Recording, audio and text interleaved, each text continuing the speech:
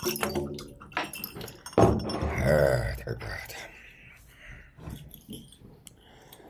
за тэгээд ямар тааж олзлоод авч гэж байгаа юм аа. За одоо миний хойноос цэргүүд ирэх ёстой. Дахиад одоо өөр цэргүүд бас ирэх байх гэж тооцоо байгаа шүү дээ. Эсвэл мэдээ чимээ ирэх ёстой. Дараагийн даанда бэлэн байна гэдэг. За тэгээд ямар тааж олзолсон цэргүүд ингээд тойрог болоод тойроод сууж айл гэсэн.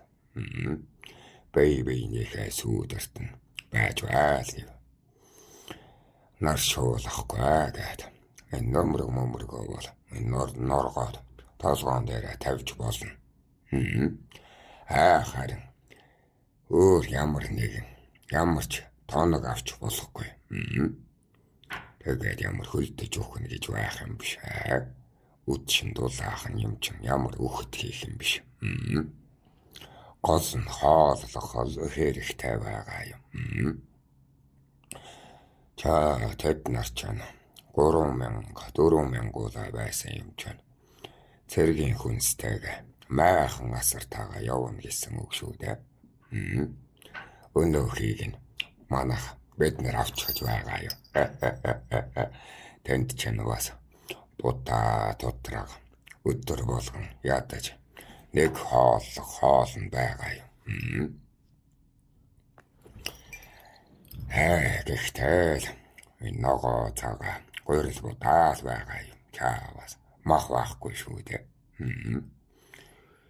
Тийм ямар хоолж нааш хаалгаж ирсэн хүмүүс ч одоо тамир алдчихж байгаа юм аа. Яагаад эдгээр зөрчтүүд амархан тоншигдоод байдгийг нь тэнд одоо эддэг хүнстэй танилцаж байж ойлгож байгаа юм аа. Чаавас гэж. Тэгэхээр яах вэ? Өрөвдөөд хүн юм чинь бас энэ мах тас өгөх хэрэгтэй гэлгүй дээ. Өрөвдөөд. Хөөснийх нь авчирсан хоолоор нь хоололчихсан гэж хэлсэн тийм үү? Тэгээд гайгүй тоногтой гүзээтэй цогцос болсон залуучуудыг ангаад авч хаж байгаа юм аа. Ухаж байна уу? Чайныг ярих уу яах вэ? Одоо эд нэрэж тууж ирсэн жанжид байгаа шүү дээ. Тэр жанж таарна. Өөст тэр цэргүүдийг нь туugцсан ардуудыг нь хоолж гэж байгаа юм. Тэгээд тэд нэрэж бас ингээд хүн дүрсийг нь алдуултал ингээд том мунаар зодж байгаа юм аа.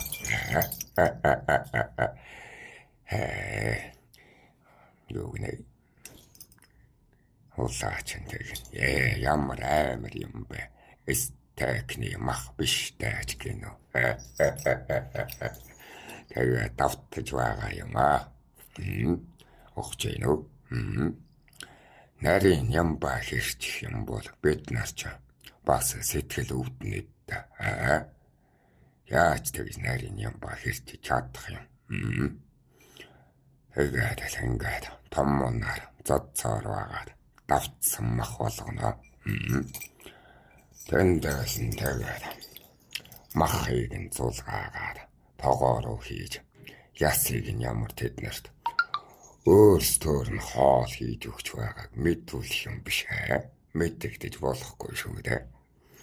Нөмрөгт нь боож байгаад зангидаа тавьчихдаг байхгүй юу? Энэ яснуудыг нь ухаж байна уу?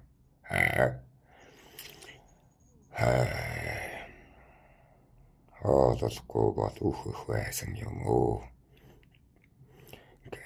Тийм ээ. Хооллохгүй бол тэд чинь дураад өлсөд үхчихэн шүү дээ. Ямар үхүүлэлтэй нь шээ. Тэгэхээр бол ёстой. хоол болгох гэж байгаа хүнийг айл ясыг нь барьсан. Бэ ч юм одоо яс баригч бөө болчихсон шүү дээ. Арилгатан онгод залжсан. Арилгат амын онгод. Одоо таахны дээр юу гэдэг вэ? Сатаа матаан гэд байдаг билүү. Тэрий чинь залжсан байгаа юм.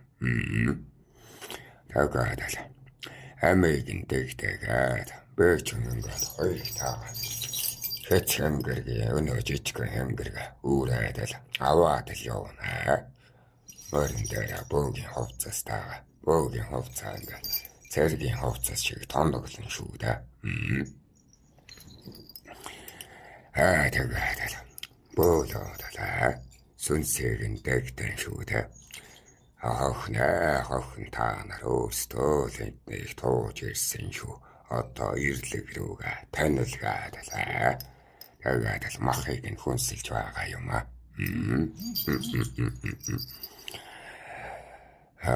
Тэгээд дэлгэрэнгүй сонсгооч. Ямар тач энэ толгойг нь бол тасдах ёстой. Толгой шүтгээдэг чинь хүмүүнээс хамгийн түрүүнд мэдэгддэг байхгүй юу? Хамгийн түрүүнд шууд ясаар нь мэдэгдэж чинь. Хуруу гарын энэ шивнүүр бол ямар ч амтнд байдаг юм хаа. Хөлийг нь тастаад л. Ингээд бусад яснууд тань ингээ боогоо тавьчихна. Тэгээд яснаас нь салгаж байгаад махыг нь давтаж байгаад шөл хийж байгаа юм. Тэгээд өнөө авчирсан гурил будаанаас нь бас хийгээд л. Жаахан юм шүлтөөд юм. Өгөөдүүл чинь өгчгөн шүү дээ. Мянган хүмүүнийг чинь 20 хүмүүнээр хаалалдаг юм. Хүмүүн гэдэг чинь бас аваа идэнг таймтэн шүү.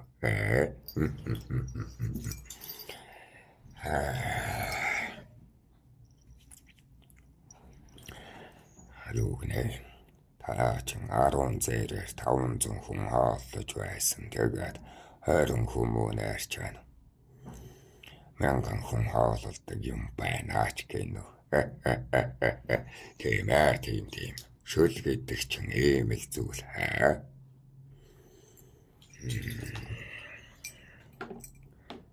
Давс хамтлагч хийх үү гэнэ. Хамтлагч хийн шүү дээ. Давс бол хийн шүү дээ. Давс хийлгүй яах вэ? Тэхгүй бол тэд чинь жацаг саваа цалахгүй шүү дээ. Жаахан гашуун юм өгөх хэрэгтэй.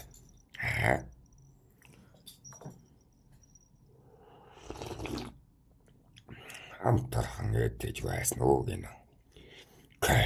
Юу ярина вэ? Тэд нар чинь чааваас нутгаасаа гараад мах идээгүй нөхдүүд. Анд ч яваагүй. Гэхдээ тэднийг юу н ан хийдэг эсрийг нь би сайн мэдэхгүй юм аа. Тэр үедээ шүү дээ. Мах таашилтай юм өгсөн ч ёоста амаа олохгүй идэж байгаа юм аа. Нүдэн сэргээд баяслан төрөөд дуулууртай болж байгаа юм. Томоотой болсон. Уулын тэд нар чинь жанж тайдээд байгаа шүү дээ. Яагаад жанждын өгөөд байгаа вэ гэхээр энэ дагуур ардууд чинь мах багтай.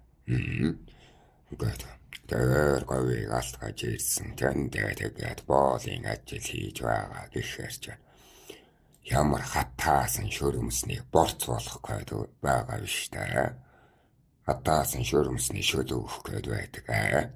Тиймээс жаахан махтай булцгартай байдгаар жанжтаар нь л хооллоо цуучхан шүү дээ. Жанжт нь л нэг аваа махтай өгтөө байна. Бусд нь борц.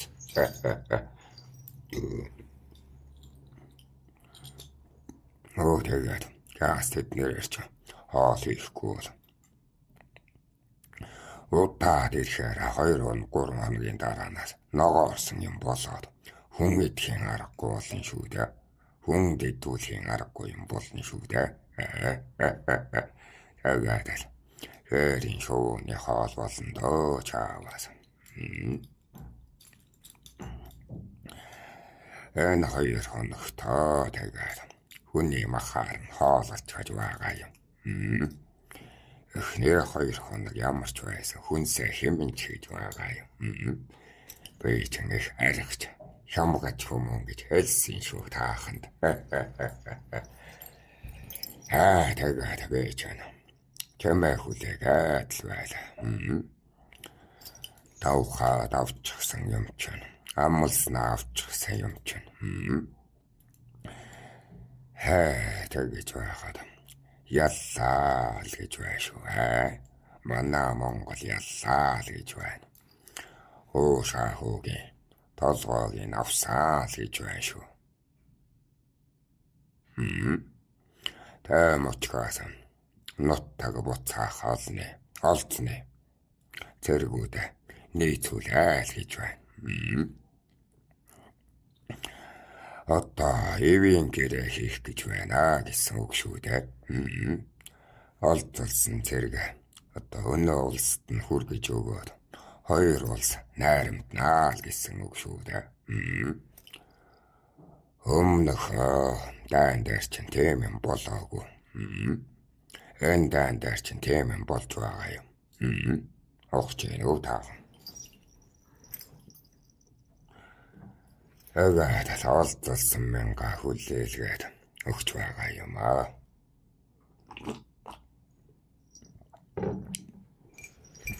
Тэгсэн чинь манай олдсон мянга таадай. Өнөө ноёдын олдсон зэргүүдийн хажууд хамаагүй таарах төвөртэй ёстой хөөрхөн болчихсон байгаа юм аа. Хөлгаар нь шинкээ. Нөөл гарынхаа идэ байрн баг идэх ч гэсэн чааваас айтаахан болчихсоо. Тэгээд өөр газар ах түүн байсан айта. Нөт олцлын зэргүүч хоорондоо уулзалтаад нэг төвөр чаваад л. Бэвэ чан хабуулхан ахта аавтаага хамт үг том ахтаага хэл үг том ахч хаан маны одоо олзсныг зэгцлээд өөрийн олзсноо зэгцлээд үлдчихсэн. Чан тэгээд хэлийн гэрээ хийх гэдэг хэлийн дайс алхаж байгаа юм аа. Хойноос нь олзсноо туугаад л. Чан 800 зэрэг үг том ахтаа өгөөд явуулчихсан. Өөрийн 1000 таасаа 200-ыг нь аваад хаан ахыхаа одоо амсахч манаанд нь явж байгаа юм. Бүгд явахгүй шүү дээ тэр чинь өчнөө хоол хүнсгээд. Тэгээд явган хүнийг чинь морьтой хүмүүнтэй тэнцүүлнэ гэдэг чинь хэцүү. Замдаа хооллох ёстой. Би ямар тэгээд жанжнаар нь хоололцоон гэд хэлэлтэй нэш.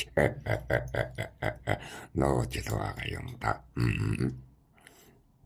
Нөгөө авчирсан байсан. Эдэ ундааг нь чөрчихсэн байснараа одоо буцаагаад өнөө будаагаар нь зутан хийгээд л тэжээгээд л авч яваад байгаа юм. Туугаад л явж байгаа. Тэгээд өдрийн одоо ядахна нэг хоололмор хайчаад л. Гэхдээ шинкээ будааны шүүс шахуул юм чанаад өгч. Ямар тааж өлдөө жалчихгүй хан шиг нутагт тавчаад хоолоо иднэт. Ямар ч байсан нэг явдлын жин даахаар тийм үү. Тэгээд өдөрт болно 3 удаа усалнаа. Нэг удаа хооллон. Тэгээд Монгол хүн ял мэддэг хүн байвал манай нутагт ороорой гэд ухуулга цаар тэрүүгээр чи явна шүү дээ. Бэт ч юм бас тоортын зэргүүдтэй болох хэрэгтэй шүү дээ. Тэд чинж бас тоорлогдож ирсэн. Тэр чин өөр өчнөө ханилаг аймагтуудын зэргүүд байгаа шүү дээ. Зөвхөн алтан зөрчил улсын зэргүүд бусаа. Манайд орж болно. Монгол хэл сурах зорилготой нь бас үлдээрэй л гэж хэлнэ. Хувцас морьгон шүү гэдэл ятхан шүү дээ. Ятгачилна. Гэртээ харах нь явган явж байна биз. Энэ манай нутагт үлдэх нь морьтой болж тоовор тууж өгнө. Манай та одоо манай нутагт үлднэ гэвэл би морь өгнө гэсэн юм. Миний олдсон 1000 тааслаа. Та 3 хүмүүс надад үлдэхээр болсон. Нэг нь Сүм улсын дайнд нь олцлогдож энэ дайнд нь туурлах цаал гэж байна шүү. Сүм улсын иргэн юм баха. Танд нэг 100 тахалж байсан юм байх. Тэгээд өнөө тэр Сүм улсын иргэн чи надад хэлсэн юм. Би одоо нутагт та буцаж чадахгүй. Тэнд очиод буцаад алуулахын нэмэр гэд байхаар нэг 3-ыг нь бол авсаа өөртөө. Тавэ ч бас язгуурт айлын хүүхэд байна да. Таг тугч гэсэндэ хөл устай хүн шүү. Нөгөө хоёр нь болохоор тэр зоотт нь хамаарч байсан 2 хүн юм баха. Чамайг цог залбоотой байна гэд ил түмэгтаалал хэлэх гээд байгаа бололтой. Яраг нь хальтгуулт ойлгоод байгаа юм. Жон гэдэл. Угаасаа нэг тийм амтархан идэх аваагаар ярьдаг хүмүүс шүү дээ. Жон гэдэл. Ястаа нэг ярьж байгаа, идэж байгаа нь ялгагдахгүй. Ням гэсэн яриатай хүмүүс шүү дээ. Улаач нь маныг шоолоод байна.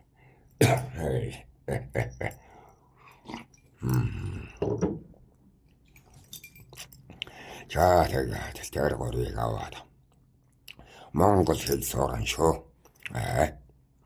Тэгсэн чинь тэгнэ л гэж байна. Тэгээд тэр горыг туур таавчихсаа. Монгол цэргийн хувц өмсгөөд угаасаа нэг нөөцийн ганц 2 тоног хувцас байсан юм.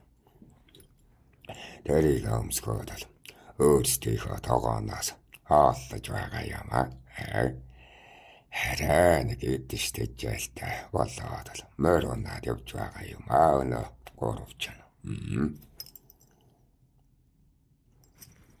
Юу нөө хүний махаар хоол хийж идүүлснийг нь дараа нь мэдчих вэ гинөө. Тэр 3 туу. Насаар нь мэдүүлэхгүй дээ. Бид ямар тэр жанжных нь махыг нь идсэн биш. Борцтой шөлөөл идээд явж байгаа юм чинь. Харин борцтой шөлөн дээр тэр дайсны зэргээс нь олзсон. Будаа тутаргаас нь хийж гэж байгаа юм аа.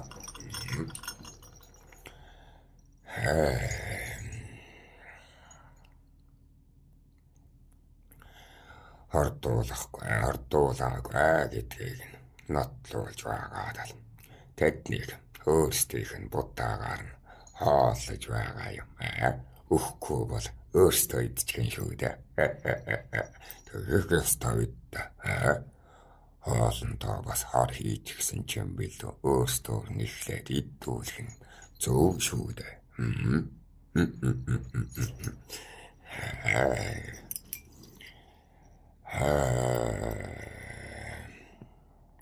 Танаас бусад жанжид олзны зэргүүдийнхээ махаар нь хүмүүсээ хоолуулсан уу гинүү.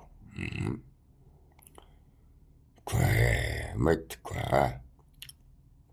Одоо над чигтэй гэж юм харамлдаг амтан байхгүй шүү дээ. Би ч одоо тайчуд байна да. Гамнах цэгийг хийхгүй бол болохгүй шүү дээ.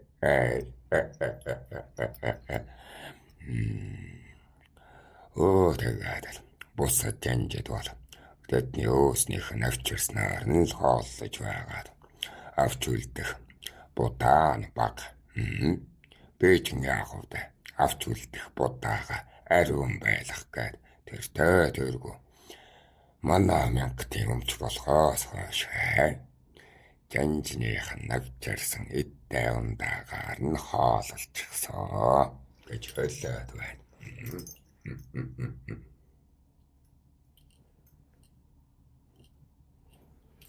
Юу яриад байгаа юм бэ? Авчирсан хүний махаар хооллсон бидтэй гэж юу яриад байна гэнэ үү? Гэхдээ тэр жанжин чинь өөр авчирээ үүдтэй. Авчирсан хүн сайр нь хооллсон гээд байна.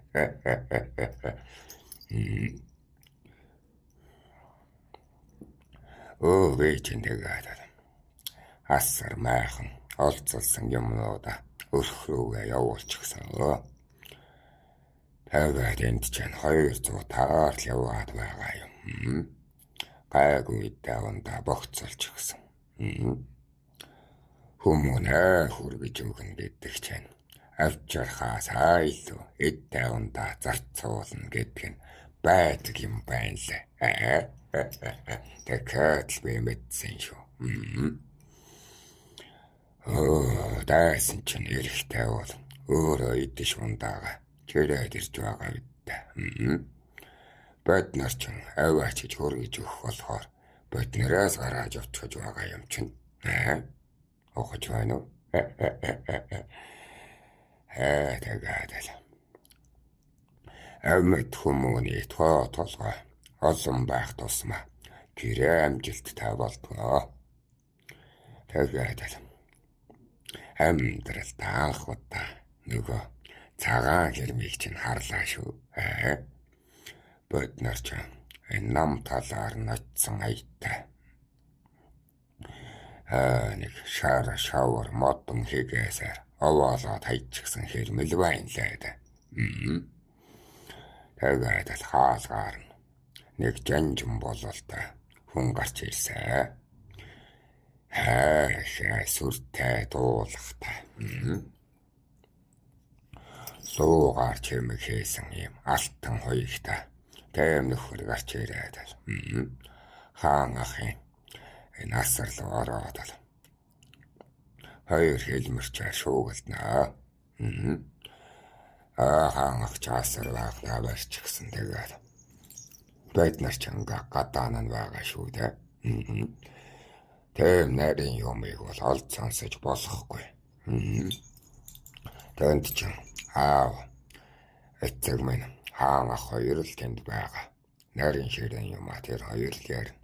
Бид бол гадаан нь ингээд манаага хийгээд л байж байна.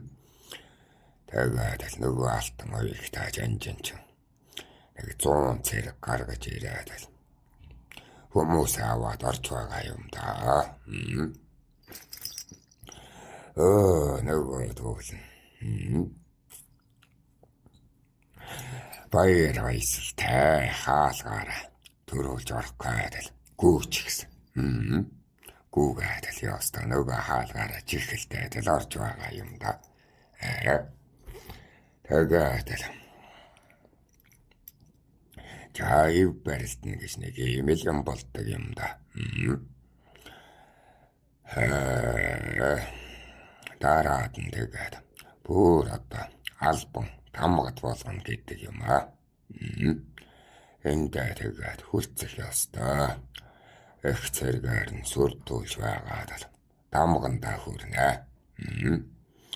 Өмнөх эвтийн гэрээ бүтээгүй. Энд бүтээнэ гэдэл бүтсэндээ. Бид чинь эв барихгүй бол болохгүй. Тэгэд чинь одоо маш их эдэн том маш их зэргүүд тавьчихаас Монгол руу мэн банк туугаад байна. Тэгээд тэдэнд ямар хүний гарц гэж байх юм биш чаавас бидэнд чинь их хохиролтой шүү дээ. Бид чинь бас тайнгүй баймаар байна шүү дээ.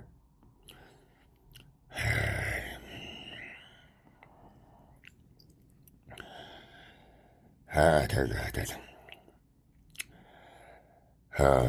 гэрэгэшээ энэ цагаан хэрмээс цаашаа танахаа нааша манахаа гэдэг яг иймэрхүү юм болсон. Таашаа